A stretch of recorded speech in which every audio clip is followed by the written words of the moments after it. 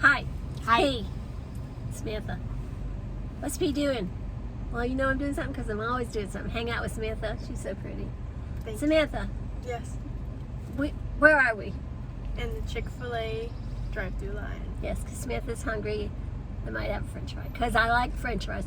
But Samantha, what just happened to us? Like, the girl asked me if she could have my name, and I said, Yes. I did. I said, yes. And then she said, what's your name? And what did I say? Yes. Yes. And then she said, your name is Yes. And I said, Yes. yes.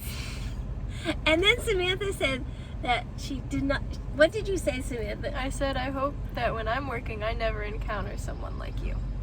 Can you believe that? Because my second answer to what my name was Baby Cakes. Or I could have said P. But now I just said yes. So Samantha's hanging out with me. We're having Chick-fil-A. And obviously I don't know what my name is. and Samantha never knows what I'm going to say because my name could be anything. Because why are they asking my name? So that they know who to give the order to. Oh yeah, that sounds good. All right. Well, thank you, Samantha. Yes. Bye.